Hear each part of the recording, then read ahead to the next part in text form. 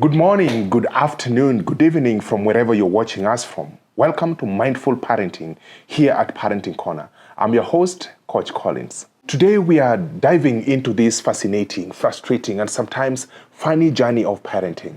Parenting has no manual, and everyone is looking at making the best out of it. Our focus today is to help you navigate or parent from the lessons that we had there in the past, the way we were parented. We want to look at the generational parenting and their effects to how we parent our children today.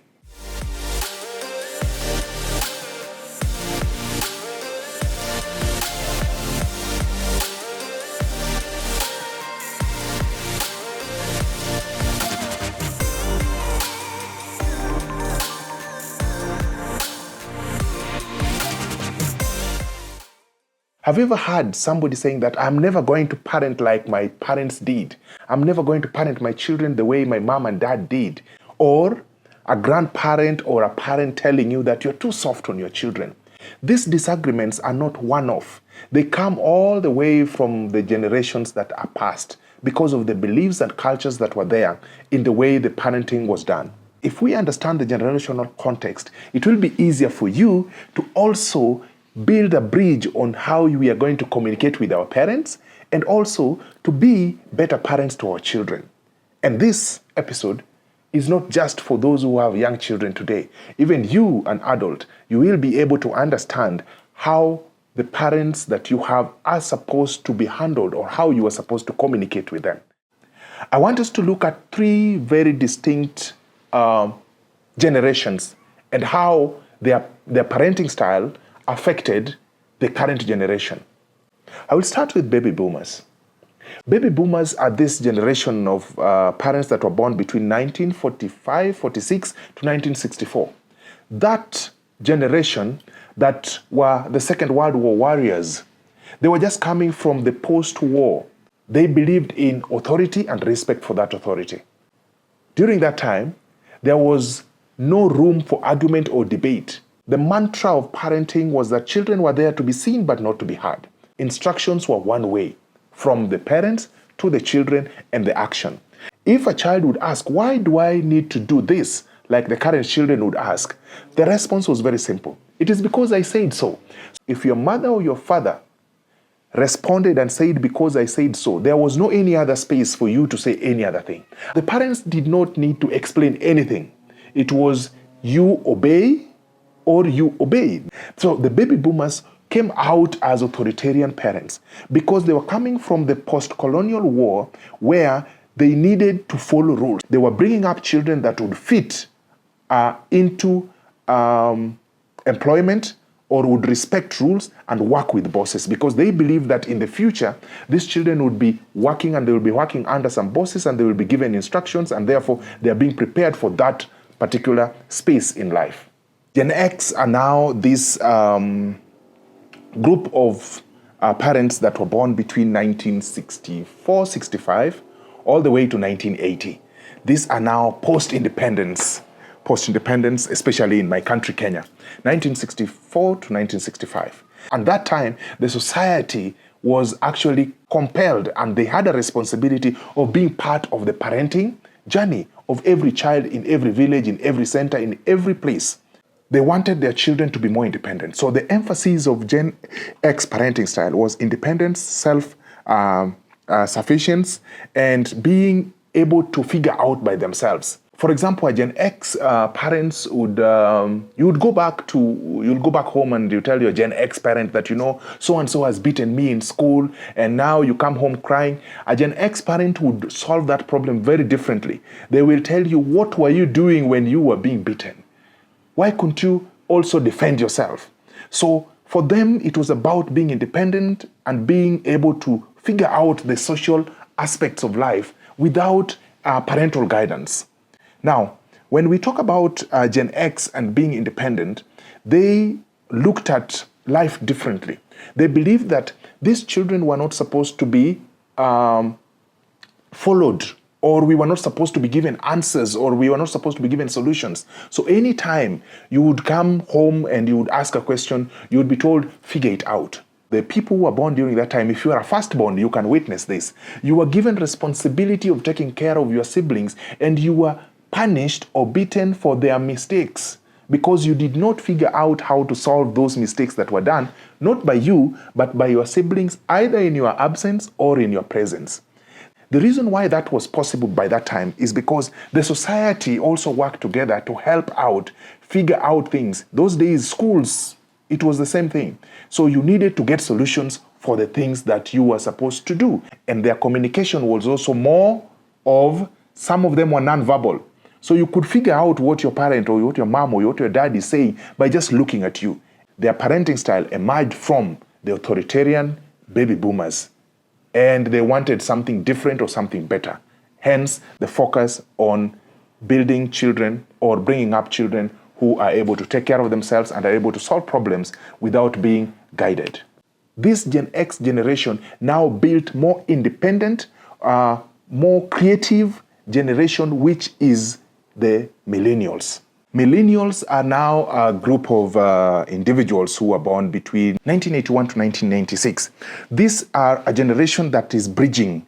They are the generation that saw life without internet, and as they were growing up, internet caught up with them. They're coming from that knowledge of the boomers and the Gen X, and then now technology catches up with them as they are growing up. Some of the millennials, sometimes they have not embraced technology fully because this caught up with them as they were growing up. Now, millennials are having foundations around collaboration, around emotional intelligence, and this is what drives them. These foundations, which are not there in the Gen X. Remember, Gen X was a free range, and there you are supposed to figure out things.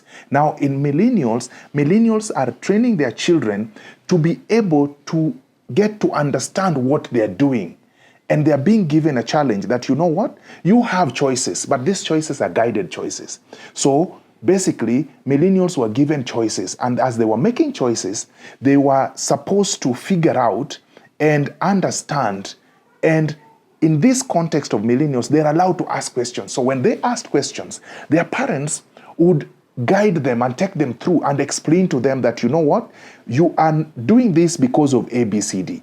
So millennial parenting, which is basically gentle parenting, has moved from more of obedience to less of obedience and more of understanding. So they need to understand why they're doing what they're doing. So basically it is a discussion where you are told that if you do this, this and this is likely to happen. So when they're doing it or when they're taking action, it is something that they understand and they're able to figure out and explain the consequences, the pros and the cons. So here it is not about you are doing because I said so. You remember the baby boomers? You do because I said so. In Gen X, it was figure it out. But now the millennials, it is gentle parenting. Some people argue that this kind of parenting does not bring out self-resilient children, but that is a topic that we will discuss another day. Today, we just want to look at these different generations and their parenting styles and how that has affected people over a period of time. So the millennials have come out to be these individuals who have to ask why. And when they ask why, they need to get understanding of what they need to do. It is about guidance. The parents are there to walk the journey with you, and they focus on your emotional intelligence. They focus about your feelings, and that way you are able to have a conversation. So the relationship between millennials and their children is more neat and more close because here they are allowed to ask questions and challenge the things that they are supposed to do or they are told to do. And that way makes them to understand things even much, much more better. During my childhood, it was almost impossible to question what your parent told you. Remember, our parents were the Gen X. So they got their, I would call it inspiration from their boomers who were authoritarian. So if you dare asked your parent a question or you argued about an instruction that you were given, your guess is as good as mine. So it was about the parent's way, and it was one way. It had nothing to do with why. We could not ask the question why. It was how fast or how quick do you want it done, not why am I doing it. So long as you're not aligned with your parent as a millennial, then that was a recipe for being beaten.